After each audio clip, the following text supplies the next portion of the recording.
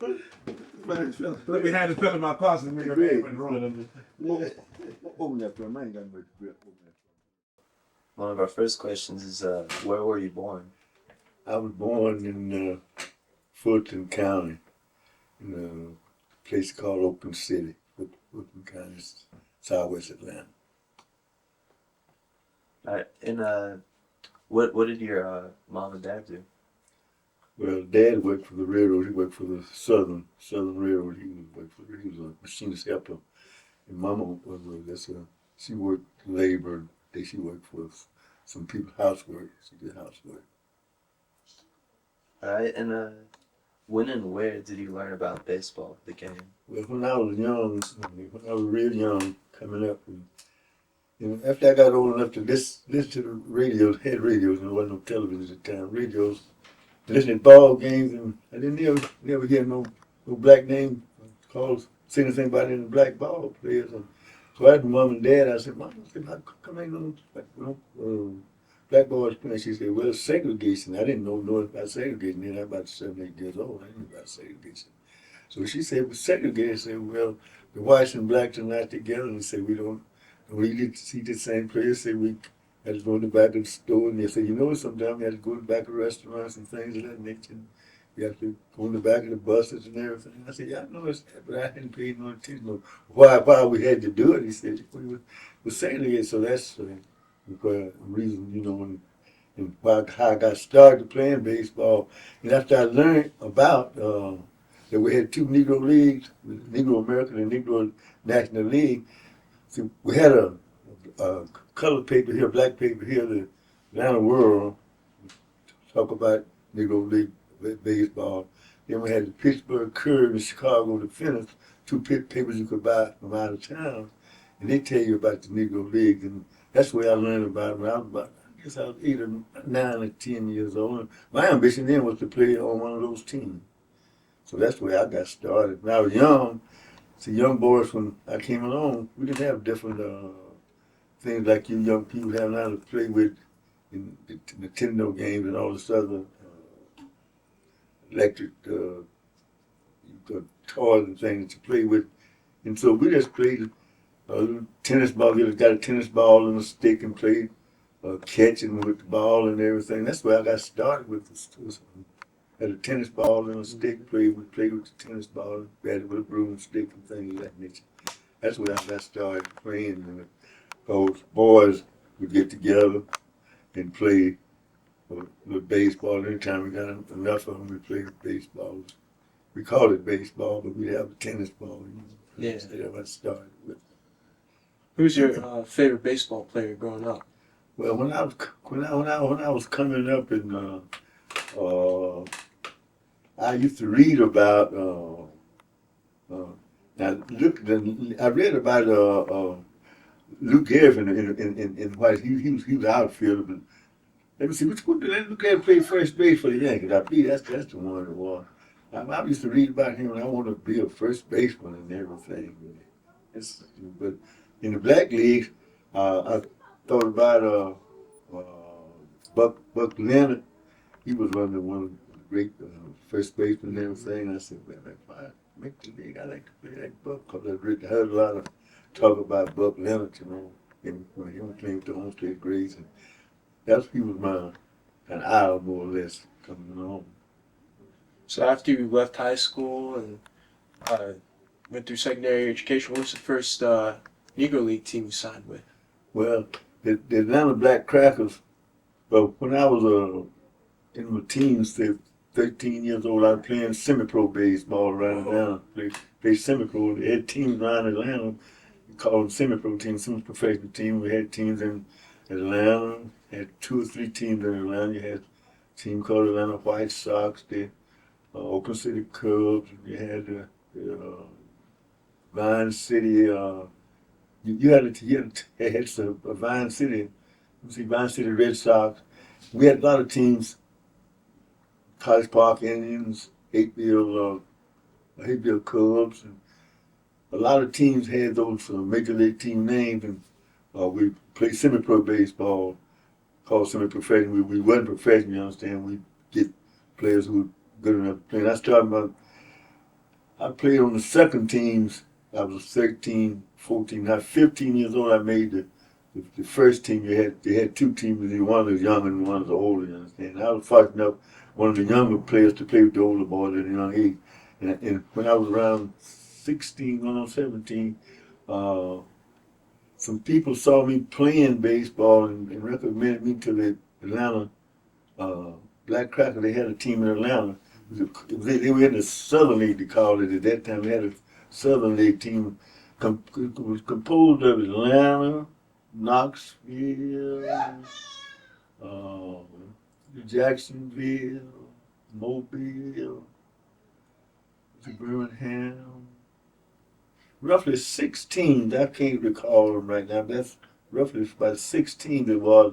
And I was fortunate enough to make the Black Crackers in 1934. I had a trial with them, and I made it to the Black Crackers in 1934. In 1935, we were playing North and South All-Star. We played North and South All-Star team. We were playing in Jacksonville, Florida. Right. And it so happened that Miss Manny, who was, she brought the North team to the South to play the Southern team. And so we was in Jacksonville, and she saw me playing in Jacksonville back in 1935. Mm-hmm. And she asked me would I like to play with her team. She had at that time, it was a Brooklyn Eagles at that time. But in 1936, she moved to Newark. But anyway, make a long story short, she got my name and address, and I signed up to go to her. But in 1936, she didn't come through Atlanta. Like she said, at the time she was supposed to come pick me up. And another team from Schenectady, New York, Schenectady Black Sox, was coming down. They had a semi-pro team that played in Canada, in United States, kind of called Canadian. And they had mixed teams, you understand. And so the man who owned the team from Schenectady, his name was, I can't think of the fellow's name. But anyway, the manager of Schenectady Black Sox coming through Atlanta, and he heard about me being in Atlanta. He came by my house and asked me, did I want to play in the ball? I said, yeah. I said, I'm supposed to have gone to Newark, to the Newark team, and Miss Manny hadn't sent me Gibson, so yeah, I'll go on with you and everything. So I went to Miami with him. His name was Bell. He was the manager of that team at the time, mm-hmm. And I went with him went to Miami and took me on spring training. I was Schenectady Black Sox. And Barnstrom from Miami played different teams got to Schenectady. So the season didn't open like the Southern League and the other American League teams. The Negro Leagues team opened in May, and the other teams opened in April. So in May, I played roughly I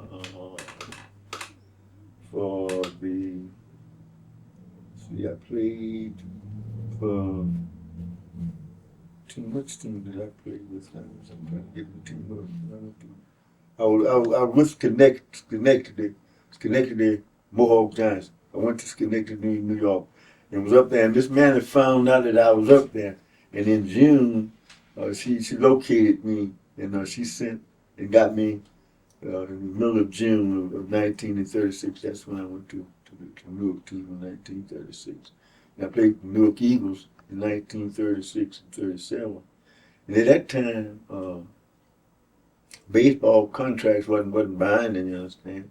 And if you could get a little more money with another team, well, you wouldn't hardly break your contract, in the middle of the season, but in the New Year starting off, you start with another team. So what happened, the Black Crackers had gotten to be pretty good then, and they had gotten into the American League. And so in 1938, so I jumped the Newark team and stayed with Atlanta because I was getting more money, you understand? So I played with Atlanta in 1930. That's when we had real good team in 1938. We won the second half championship. At that time, the Negro Leagues wasn't playing nothing like a World Series. They were playing in the first and second half championships, and you be the champion of the division and so forth. And so anyway, we were playing Memphis in 1938 for the second half championship. And something came up, I guess about the monies and everything. But anyway, yes, Memphis had beat us 2 games, and so they called it off the 2 games, and we didn't finish it out. So then, in 1939, I was supposed to, the Black Cracker was supposed to move to Indianapolis and get it, to become the international ABC. But it so happened, we took our spring training up in the Midwest, around Indianapolis, in that area. We took spring training up that way. But when the season started, we weren't fortunate enough to get the park. Some way, I don't know what happened, whether the funds wasn't right or whatever. We didn't get the park to play in. So our team, the Atlanta Black Crackers, just broke up, and so 4 of us went to Baltimore back in, that's in 1939, before they started in 1939. That's where Butts, myself, Butts was a shortstop, I was the first baseman. We had Dixon was a pitcher, and Cooper was a catcher. We 4 went to Baltimore. That's how I got to Baltimore. Well, what was like in the Negro Leagues? You know, the bus rides, Yeah. after the games with the girls and all that stuff. Well, yeah, that's right. We traveled on buses in a lot of cities, Mississippi, Georgia, and Alabama. A lot of cities at night. We didn't have much nightlife. You know, we couldn't. Some cities we couldn't stay up after. Roughly called late hours on us. You understand? Had to be off the street and everything. So, but me, there's a lot of us who was born and raised in the South and playing, we just, not because, see, we played mostly for the love of the game. And it wasn't mostly with money, but we did make more than average person because my dad was working for the railroad. And so I was making a little more than he was making on my job. I'm saying I just didn't work as long, you know what I mean? But I was making more than he was. But I wasn't married at the time. And so I had a pretty good thing, you know. And like you see, them girls like them good ball players and had a good time. Yeah. Had a good time after the game, you understand, with the girls and all. So it was very, very nice, and traveling around. I got a chance to go to a lot of different cities, a lot of states in the United States and so forth. How are the Negro Leagues different from the Major Leagues? Well, actually, I wouldn't know too much about the Major Leagues per se, as I didn't get a chance to play in the majors. The only thing, we did compete against Major League Baseball players, but when I was playing with the Negro Leagues and everything, Commissioner Landis, who was commissioned at the time with Major League, he wouldn't allow no blacks in the league, but up to 1940, he allowed the players. In the end of the season, we'd pick all-star teams and everything, and we would play against them. And I found out that we was just as good as they were because we beat them some and they beat us some. Now, at first, when I was younger, before I ever got a chance to play against the white boys, I thought they were better than we were. You understand? I thought they were better than we were.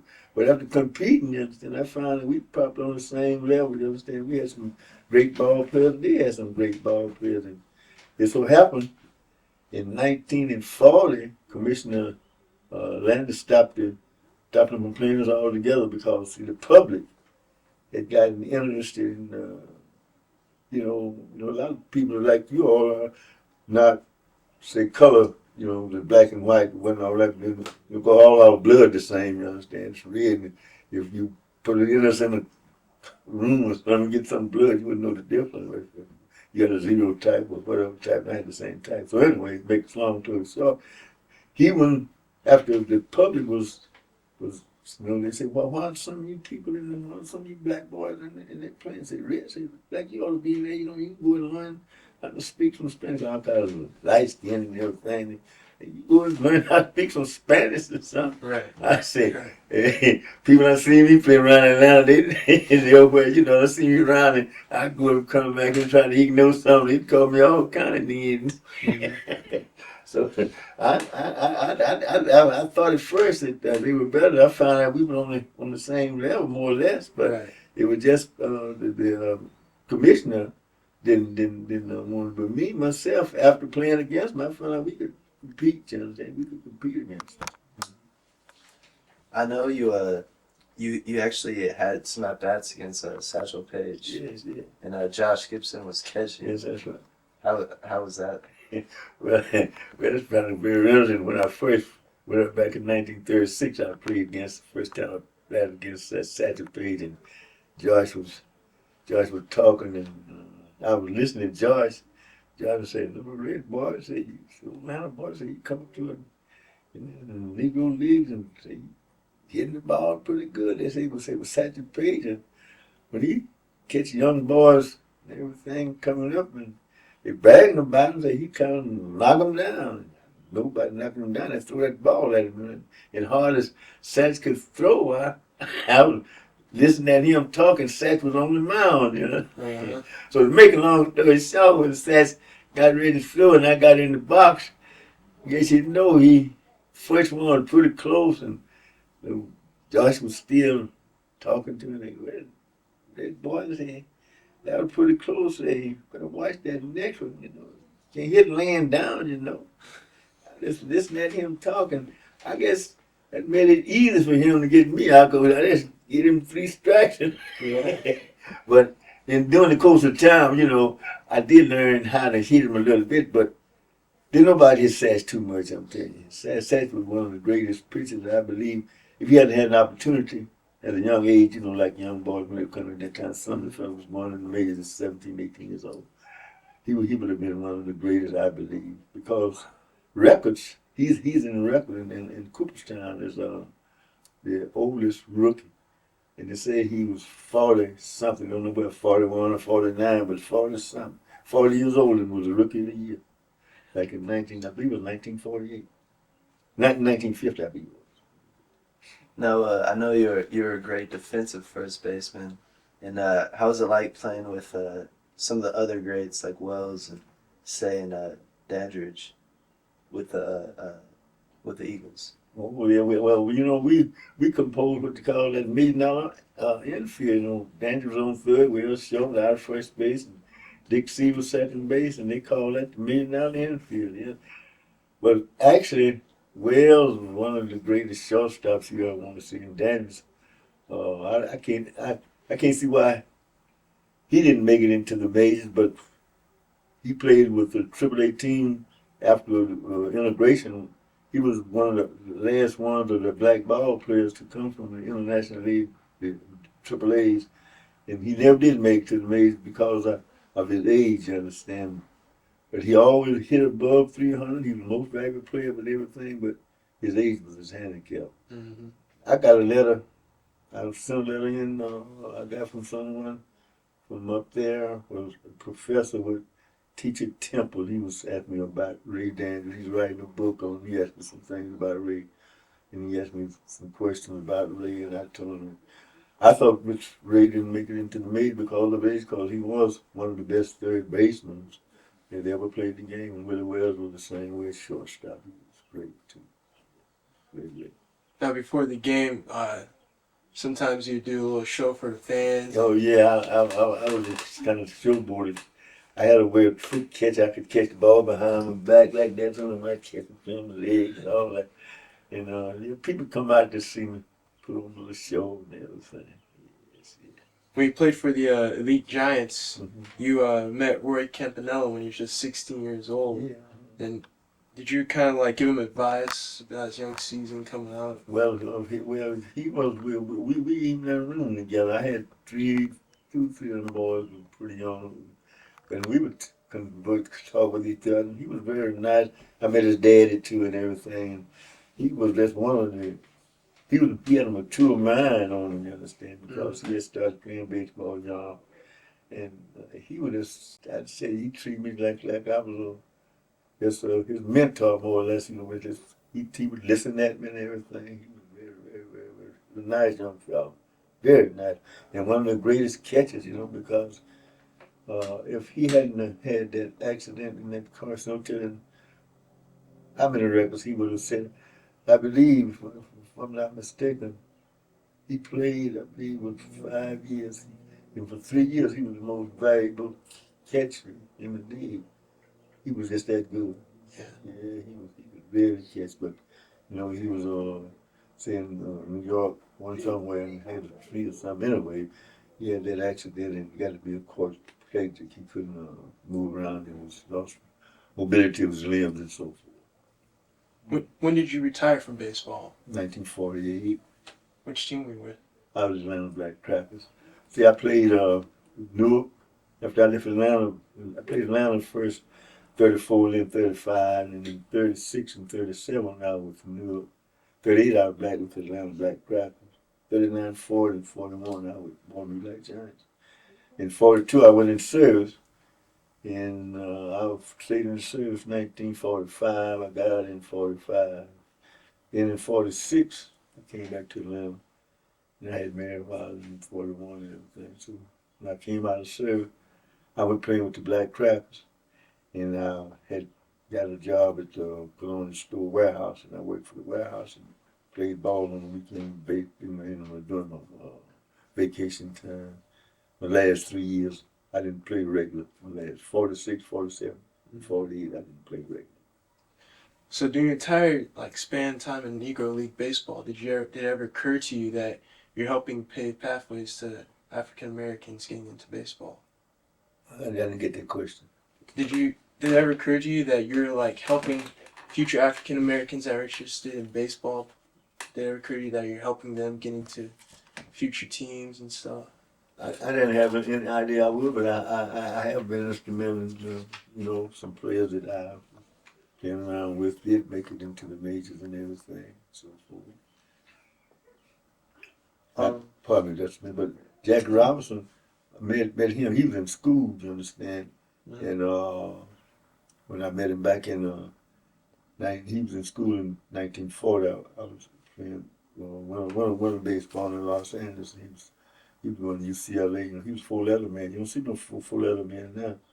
He played track, baseball, football, basketball, track, baseball, football.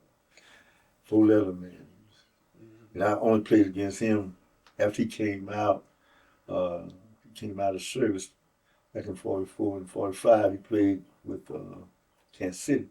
But see, he only played 1 year of Negro baseball. So, but see, he wasn't the best Negro baseball player. They picked Jackie because of his cultural background. See, he had been to school with white players and white players and everything.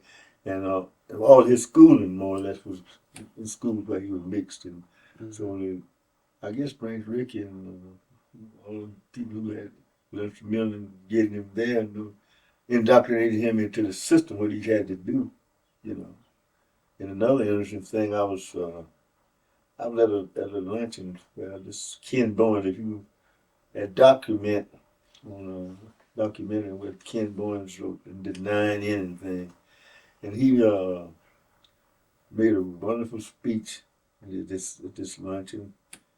He said that he believed that Reed and Jackie died an early death, but because of all the pressure that was on him when the integration, because he was the only one, and he had to take a whole lot of tanks, and then he got biked, and they treated him like he wasn't nothing, you understand. But he had one white player that really took hold to him and kind of kept the other players off him, was Pee Wee Reese.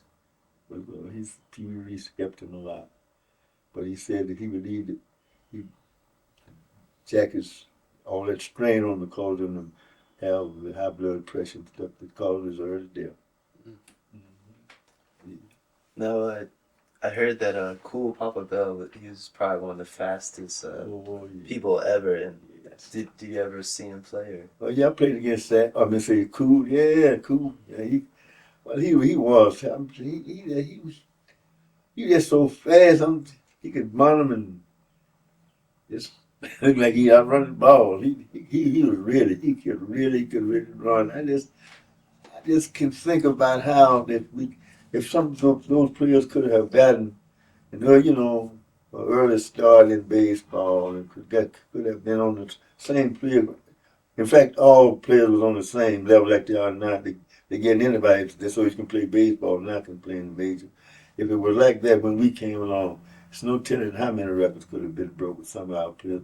Because Joyce was one of the best hitting catchers that was ever lived, and he hit the ball further than anybody. They say the record said that he hit one out of Yankee Stadium. They got the record said that he hit one out of the park over center field. That's way, way, way, way back. Yeah, way back. Yankee Stadium. Where'd you get your nickname? Red? Oh well, me out in the sun and everything, and then I got red hair and everything. That was what mostly I played in the sun. And when I was young, coming up and they were out there in the sun, be sweating the turn, maybe sunburned and everything. Called me red, and that name stayed with me all the while. And people now think my name. A lot of folks now, they older than I am now. I'm 91 now. They think that my name red. I said, my name's James. Tell us sometimes. But yeah. I think that's all the questions we got. We're good. Yep. Very. It's nice. Can we ask? Go right ahead. Can I ask you what are some of the greatest lessons you learned by playing baseball? Well, some of the greatest lessons. Hello. Well, I learned in playing baseball, you got to your temperament. I mean, you can't be hot headed. That's one thing. And you can't get angry with umpires because a lot of players get angry with umpires because they call a bad decision or something like that and mess them up. You got to try to keep you cool at all times so you can get your best result. Because anytime you get upset out there, you just not gonna do your best. So that's one of the best things that I've been. Then you try to make friends. You don't try to put yourself in a place to make enemies out on the field. You don't want no enemies. You want to be friends with everybody and everything. So that's some of the things that I learned in everything. You guys have any questions off the top of your head? Yeah. Right. I'm asking him how does he feel about being able to live and see some of the accolades of being a Negro League player. Well, actually, Greg, I didn't think that I would be getting no check from them myself. They getting us a check. Some of us who played prior to Jackie Robinson, getting us a check from them. So I didn't think that was coming because baseball had been very fruitful to me. You understand? So I just one of the things that I just wished I could have gotten in there earlier. Did you ever play in Yankee Stadium? Yes, I probably.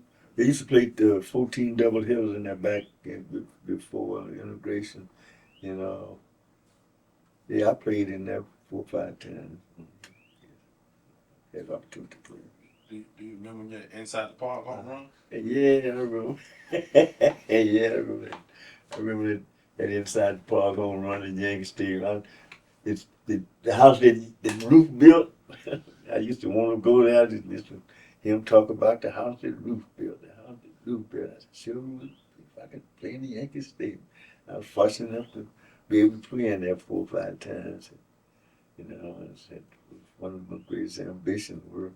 Then I hit that inside the park home run there. That was another thing that kind of got a thrill out of that too and everything. So I mean, baseball has really helped me out in a lot of respects. So Buck O'Neill says you could really pick it at first base. What is the secrets of your success at picking it? What did you do? I learned, sir, when I was younger, I used to play let them play, let them throw the ball traps and trying to throw it in the dirt. And I'd put a good dirt, man. I mean, you could throw them bad hop, I'd put a good hop bad with them and everything. So we didn't have the smooth diamonds like they got now, but they said I was pretty good at that on those fields out there. I was pretty good. All of them said I was pretty good first base. They gave me that name. I could kind of pick them pretty good. And they said you couldn't throw them too low.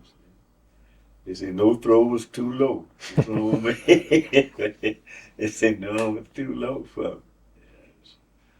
Oh, That's my mama had to add to y'all tape. Mm-hmm. Tell us, Mr. Moore, about your double headers, or even some days you told me you played triple headers. oh yeah. We have played that. But we have 3 games and then we play a game on the Memorial Day. Sometimes we play before 12 and then double header after 12. And sometimes we play a double header in the evening and then go somewhere else and play at night. Well, I played a lot of 3 games on certain days.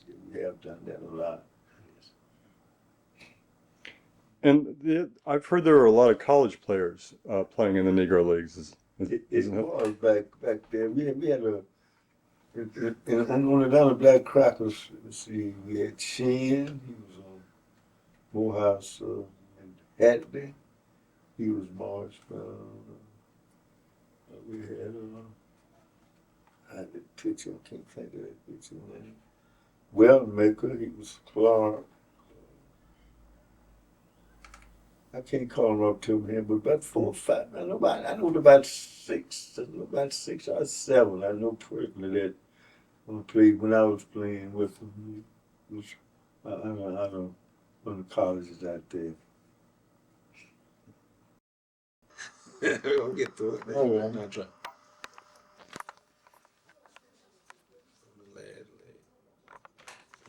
Oh yeah. How you doing, Rick?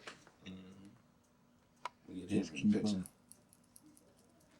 Him and his glove.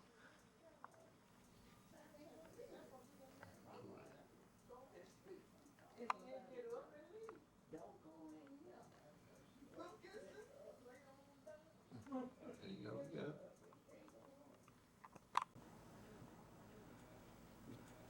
I was 40. Yeah, I was in the color band 47. He was in school and he was 40 when I played blue baseball. I didn't listen to that. Okay. You take your time. Come on back. Come on, have you know his mama got to get it. Miss Moore, Miss Henry. His wife called us last week. She had a stroke, she said. She called us the other day. She had a stroke. I really enjoyed reading that. Yeah, he know a lot of stuff too, didn't he? He's a character. Yeah.